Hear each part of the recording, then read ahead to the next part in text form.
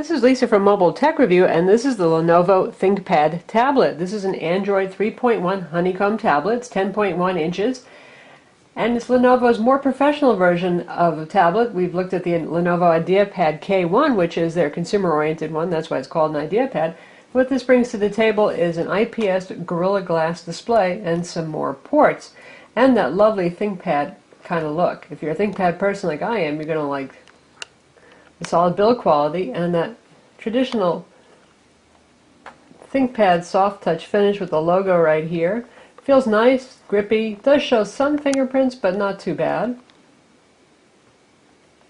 Obviously not a super thin tablet. And here we've got the optional pen. Though it has a built-in silo for the pen is $30 extra, and they go with that little red cap to remind you of the eraser stick pointer that's used on Lenovo tablets. And you yank that guy out like so. And this is an active digitizer pen. It uses an N-Trig DuoSense display on the device, which means that this pen is not capacitive. It's not like your finger. So if you rest your hand on the glass, you can tell the difference between the pen in your hand, and you won't get any vectoring or anything like that. And it's also much more precise than even using a capacitive stylus. The front is a little different. Most Android honeycomb tablets don't have any buttons. The operating system is designed not to use buttons, but Lenovo's added home, back, a web browser launcher, and a rotation lock button here. They're actually sometimes a little bit annoying, but they're not that easy to press accidentally, but I don't see a need for them. Maybe you'll like them. On the side here we have a little door that drops down. Some things are covered with doors, some aren't. Go figure. Generally speaking, slots are covered here. There's a SIM card slot, but sorry, there's no 3G version yet available. However, that's a real SIM card slot. If you stick a SIM card in there, it's not going to drop into oblivion. On the inside, there's actually a carrier, but there's no chip inside actually to make use of that. This is your full-size SD card slot over here next to it. And we have a micro USB port, an HDMI port, it's a mini HDMI port, headphone jack, nothing up here except for your power button. Volume controls are over here. And on the bottom, there's a sliding door here for some reason that covers the full-size USB port with USB host. That means you can use keyboards, mice, flash drives. We plugged in an unpowered USB hard drive and it spun it up. There was no problem getting enough power to it, but it actually did not mount it and see it. Bummer. This will also connect to the Lenovo ThinkPad optional keyboard that we're going to show you in a bit that sells for $100. There's a front-facing camera here for video chat, and on the back we have a 5-megapixel camera. Takes okay photos, could use a little more color saturation and tends to wash out a little bit, but you know, tablet cameras are generally not so amazingly good. 10.1-inch IPS display, standard resolution 1280 by 800, and like most all honeycomb tablets, it's powered by a 1 GHz NVIDIA Tegra 2 dual-core CPU with a gig of RAM. It's available with 16 gigs of storage for $499, or you can get with 32 for $569, or even 64 for $669. So it's priced fairly competitively with other Tier 1 tablets. Lenovo has customized this. You can see the front here. That's a lot like the IdeaPad, and that's something we wish they actually hadn't put so much of software on here. The IdeaPad K1 had the same problem. There was just so much third-party software on there that actually slowed it down and made it a little less stable. This guy is more stable, but we do notice occasional slowdowns when using it. You can see we've got Lenovo's own app shop over here. This is a quick launcher. And because there's so much software on here, you can configure what you want each of these to do because there's many options. If you hit watch, it defaults to M-Spot Videos, a service that also AT&T uses for video rentals and downloads. But you can choose to assign gallery to that or something else. There's 2 different video players. There's Lenovo's own, which is also called Video Player. So if you tap on a video, you'll get an option to play with Video Player or Video Player. At least they have different icons to give you a clue. The built-in gallery application does a better job playing HD video in terms of frame rates, by the way. Got shortcuts to e-reading here. The Kindle is preloaded on this, so is Zinio. Music player, obviously your email, and the web browser in the middle. We've got McAfee security loaded here. I'm not sure that's really necessary, but since Lenovo is trying to sell this to businesses, not end users primarily, security is an important thing, and remote management, virus protection, that kind of stuff is here. There's a USB file copy utility as well, and we're going to show you how that works. It's very basic. If you stick in a flash drive, for example, which we're going to do right now, All this utility does is let you copy. If you use a third-party file manager, you can get access to the files, and files do show up in gallery, say if you've got movies or something like that, so that's good. It's not limited like the Sony tablet is in that respect. So here we're looking at internal storage by default, and if we tap the little USB drive button on screen, we'll see the USB drive files over here. I wouldn't call this the most beautiful or intuitive interface, and all it's going to let you do is copy. You can select a folder if you want to copy the entire folder, or if you want to take a look inside the contents, you can check whatever it is you want to copy and hit the copy button. And you choose where you want to put this. On the USB drive, that would be non-intuitive, don't think so. Internal SD, yes. And it's going to put those at the root level of the internal storage area. Speaking of all things USB, if you plug this in using the micro USB cable to your computer, it will charge. It's a trickle charge. It's very slow. They say you should turn the display off if you want it to charge, but it's there as some kind of fallback that's nice if you don't have your handy-dandy charger with you. Supports both MTP and USB mass storage profiles, but the bad thing is if you plug it in, it will not use USB mass storage for anything except for an SD card that's inserted. It won't use it for internal storage, whereas MTP, it will. The tablet runs Android OS 3.1 Honeycomb. So far we have not gotten any updates to 3.2, a little bit of a bummer there, but we hope that it's coming. And your app launcher is the standard Google Honeycomb look here. Got our apps here. Scrolling is just fine. So what do we have preloaded here? We've got AccuWeather, we've got Amazon Kindle, we've got Amazon MP3 Store. We've got Lenovo's App Store, we'll show you in a minute. Citrix for your business types.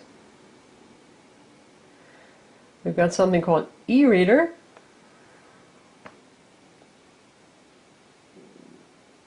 Which is pretty much the same one that we saw on the IdeaPad K1. You can sideload books. It's a little bit quirky sometimes, though.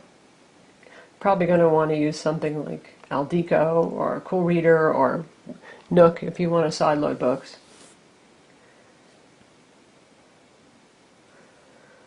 Lenovo likes card games, so we've got a bunch of card games preloaded over here. Hearts, Solitaire, Spades, Euchre.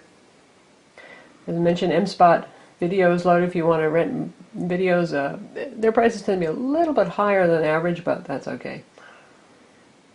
Slacker is pre-installed. There's Social Touch, social networking, which is basic social networking. It's okay, it's not great. We've got Poke Talk, Uvu for video chat. Of course, you can use Google Talk video chat as well. And it's probably a little bit more universal and reliable. As I mentioned, we've got Zinio on board as well, and a copy of the user guide. One neat thing about the ThinkPad tablet is that it comes with Netflix preloaded, just like the IdeaPad K1, and also the HTC Jetstream. While Netflix works on pretty much all Android 2.2 and 2.3 OS phones, finding it on Honeycomb tablets is still rare, which is a shame because you got this really big screen here. So we've got Netflix loaded, and you can see the usual display of continue watching stuff of interest, and we're going to resume a video. And typical of Netflix, it's going to have to buffer up a little bit, and then it's going to play sharply.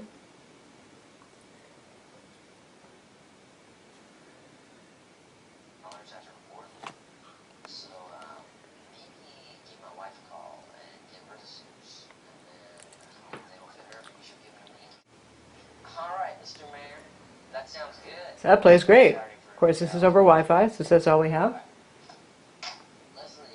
Looking good. So you got Netflix on the go with this.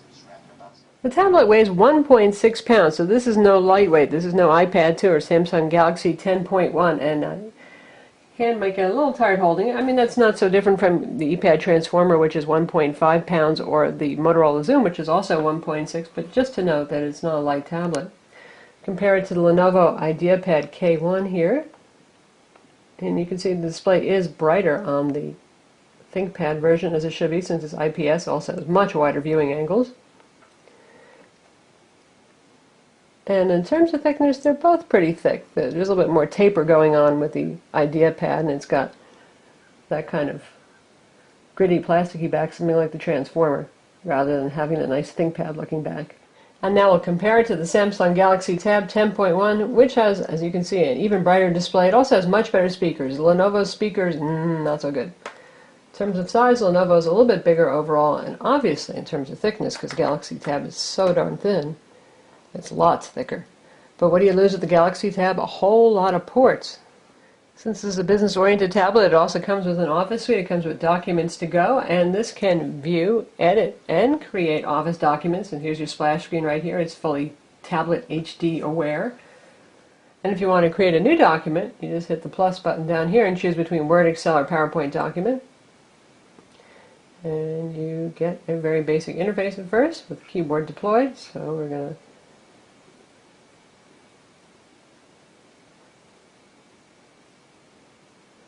take a look at some of your editing options here, and you can see here's your file menu, edit, view, format, insert, and more. So say you want to edit, there you go, toggle keyboard, select all, copy, paste, undo, redo, that kind of stuff. So a fairly basic interface, but it definitely gets the job done, and it's fairly compatible. Speaking of editing documents, Lenovo has a really cool accessory. This is $100, and it's a nice leather style portfolio case, or so it seems from the outside. And you open it up and you can see it's one of those folio style keyboard cases. So you pop in the tablet right here, there's the USB port. The bad thing is there goes access to your USB port once you plugged it in here. And you've got a really good, Lenovo knows how to make keyboards, really good keyboard here with very good key travel, bigger size keys in the transformer with the keyboard dock we'll compare in a minute, and a little optical trackpad here and typical ThinkPad style buttons. So we'll pop it in so you can see how it looks. So here we got it slid into the mount, and you can see here it has those ridges typical of other folio cases, and you can choose which incline you want. You've got 3 positions and it's firmly in place there. Now you've got your laptop substitute to go on the road. Again, really excellent keyboard. You've got a dedicated number row here and a bunch of Android functions. You've got your volume controls, home button, brightness, menus, search buttons, media playback controls all up here. And we've got arrow keys down at the bottom, always handy. And we've got a little virtual mouse here that actually functions well. Now we've got the Asus ePad transformer here with the keyboard dock, and this still one-ups the Lenovo because this is one sturdy laptop-like guy. Once you've attached the laptop dock, it acts just like a standard notebook computer. When you open it up, you can see that you've got a trackpad here instead of the little optical eraser stick thing, but honestly they both work pretty much as well. And you got quite a bit smaller keys here because Lenovo did away with the trackpad that could make a larger keyboard, and we'll compare those side by side now. Now we compare the two keyboards. You can see Lenovo keys are a little bit bigger. They also have more travel and just more tactile feedback. So you can see here side by side we've got a little bit more height on the Lenovo ThinkPad keyboard, and that does help with key spacing. And in terms of the side by side thing, they're just about as wide. One thing that you do manage with the transformer is to keep your USB ports, because there's 2 built in on here, whereas the only USB port is on the device itself with the ThinkPad, and again, once you plugged it into this USB port, you lose access to USB. It makes it a little bit less advantageous. But the good part is when you have the ThinkPad inside of this, it's lighter than the transformer plus keyboard, which weigh about 3 pounds together, and this weighs about 2.5 or a little bit less. In most other respects, this is your average basic normal honeycomb tablet. See, sometimes I have to tap at the screen twice. I'm not sure if that's because of the N-Trig digitizer that's on here or if it's a little bit slow to respond. The HTC Jetstream also uses the N-Trig DuoSense display as well with the capacitive touch and an active pen though, and it was not as insensitive as this can be sometimes. This is not horrible, but once in a while, well, it happens. We're going to take a look at the web browser now, and you can see the standard keyboard here. It also has an XT9 keyboard. We'll visit our website.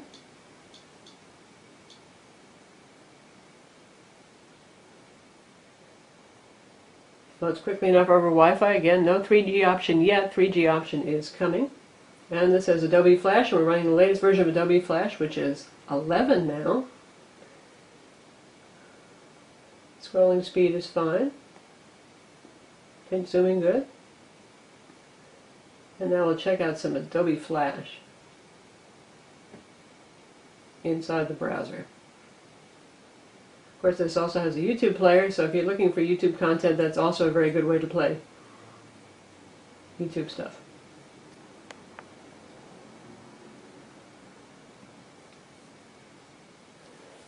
And I was playing 360p inside the browser. This is Lisa from Mobile. That's better. This is the HTC Amaze 4G for T-Mobile. As you can see, it's a pretty large phone. It's a 4.3-inch display, which is the same as the HTC. And we'll switch to full screen mode. It's a 4.3-inch display, which is the same as the HTC Sensation, but this phone is actually a little bit bigger. That's not bad performance. There's a couple of frame drops there, but it's okay. In terms of performance, the NVIDIA Tegra 2 dual-core CPU benchmarks at about 1550 on this, which isn't about among the top Honeycomb tablets. The best we've seen is 2200 or so, but it's not too bad, and it's a little bit better than the IdeaPad K1.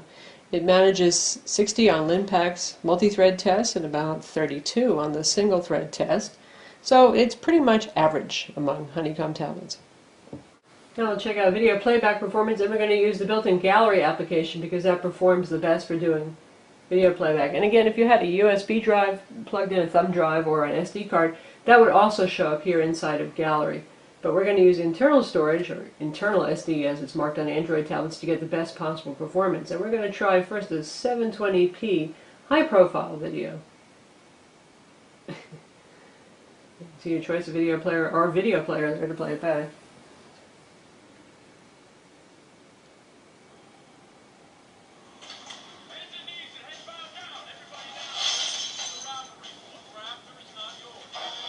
And that's on par with other Honeycomb tablets, and it's playing just fine, even though it's high profile, 720p.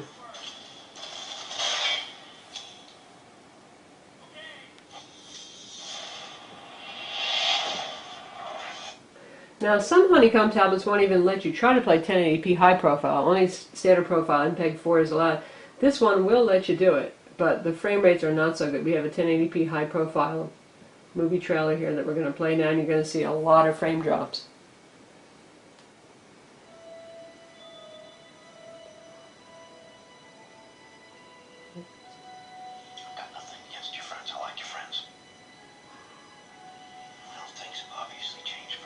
So not as smooth as it could be, but at least it doesn't stop you from trying.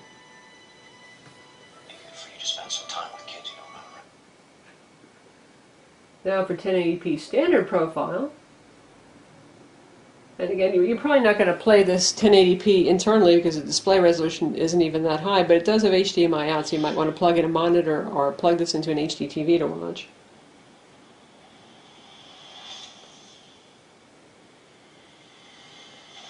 And this plays just fine as it does on most Honeycomb tablets. Good frame rates.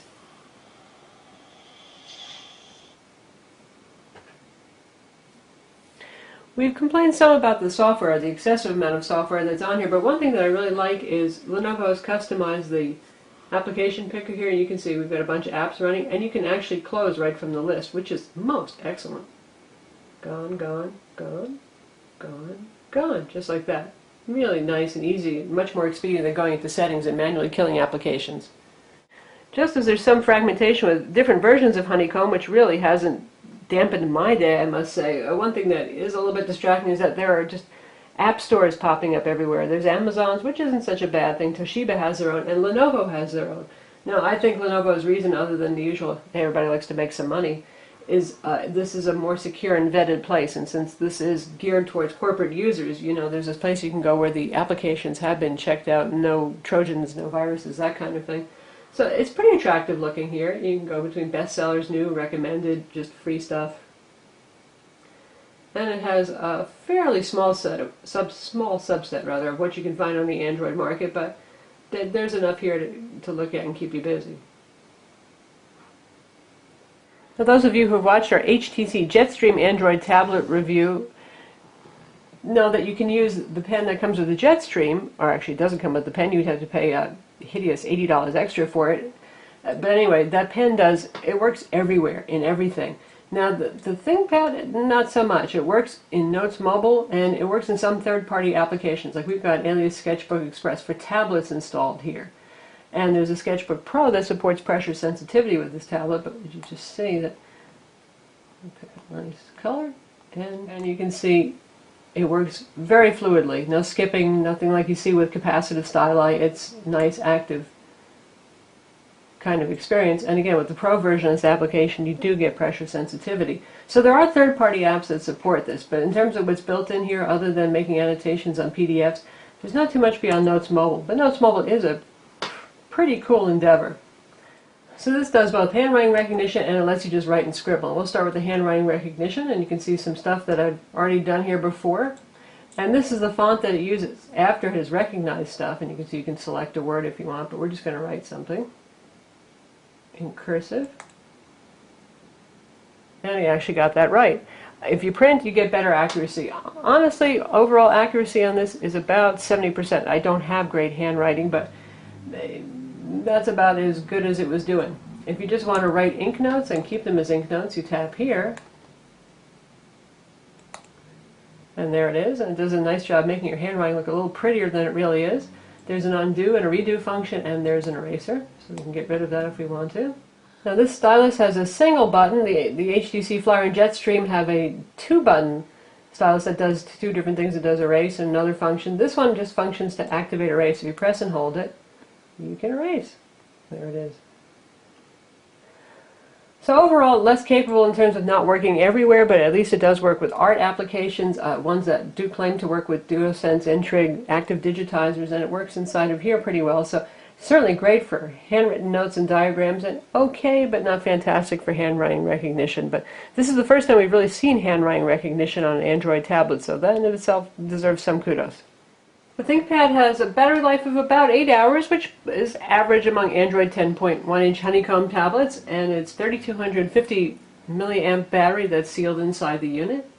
It's perfectly capable of playing games since this is your standard NVIDIA 1 GHz dual-core CPU with graphics acceleration as well. Even if Lenovo is not thinking about gaming, you can whenever you've got some downtime.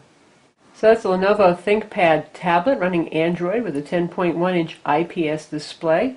It has Wi-Fi 802.11bgn, dual band, Bluetooth, and a GPS as well. It's available now, starting at $499 for the 16 gig, and you can go all the way up to 64 gig, and sooner or later we're going to see a 3G version, Lenovo tells us, and that actual SIM card slot's a good hint that it is indeed coming, and maybe it's not too far off. No idea on pricing for that, though. I haven't announced that yet. I'm Lisa from Mobile Tech Review. Visit our website for the full review.